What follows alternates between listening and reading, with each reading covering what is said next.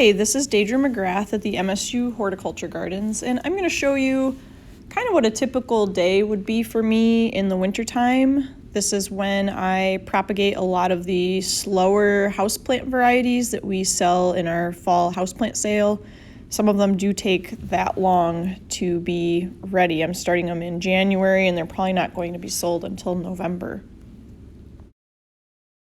So here I'm filling some plug trays with our potting mix, and I'm going to go take them over to the greenhouse and water them in. Then I'm going to start propagating some Aloinopsis cuttings that I took 2 days ago. I took the cuttings and then I want to let them kind of dry out and callus over before I stick them into the potting mix. I do use rooting hormone for most of our succulent cuttings, although it's not really necessary, but it might help them a little bit. Next, I'm moving on to Trichodiadema, which is another succulent plant. It has really cute pink flowers. Next, I moved on to propagating some African violet leaf cuttings. I brought these leaves in from some plants that I have at home and just put them in a damp plastic bag. And I just want to trim all of the stems a little bit because it's really hard to stick something that long into the soil without it breaking. So I'm just going to trim all the stems so they're maybe an inch, inch and a half long at the most. And I'll just go through all the cuttings and trim them up.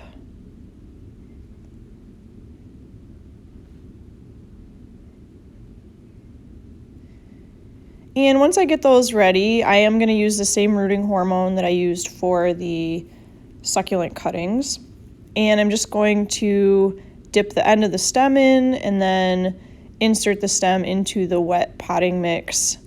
I do prefer to pre-wet all of my potting mix when I'm sticking cuttings. It just is a little bit more stable.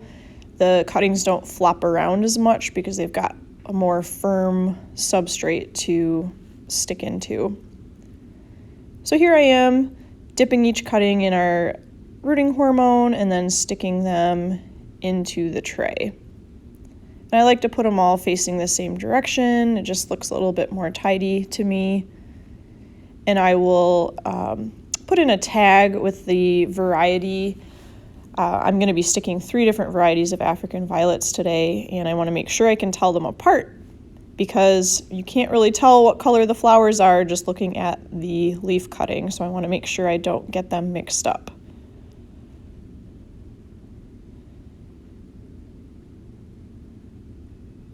And I have just a few more cuttings, and then I'm going to move on to the 2 other varieties that I brought.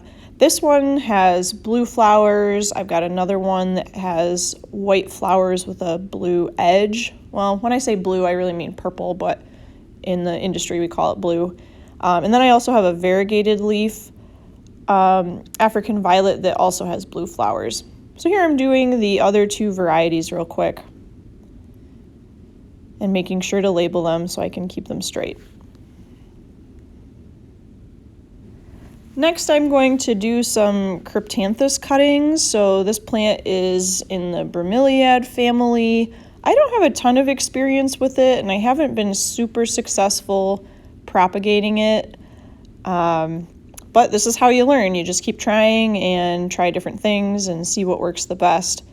So I'm using the rooting hormone again. I'm using a slightly bigger tray because these are bigger cuttings. This is called an 1801 tray, so there's 18 individual single cell pots in that flat.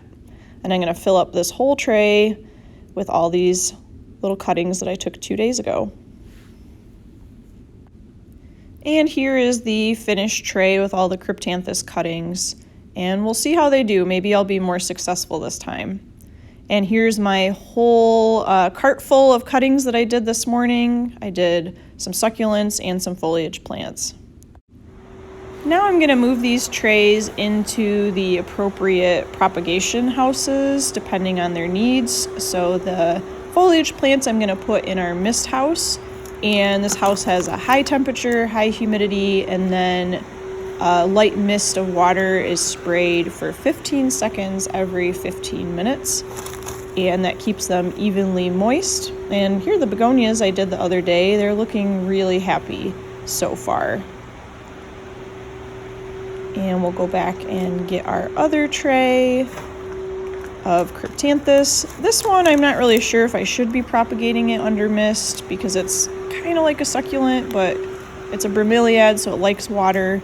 So we'll see how it does. I didn't do it under the mist the last time, and that might be why I wasn't very successful. So we're gonna try something new. And now we're in our succulent house. So these plants only get watered, I think, twice a week right now. That's enough watering to keep them hydrated enough that they can keep growing a little bit and for our little cuttings to start rooting. So I'm going to take these trays and put them on the greenhouse bench where they will get watered by our students. And there's a tray that I did a couple days ago.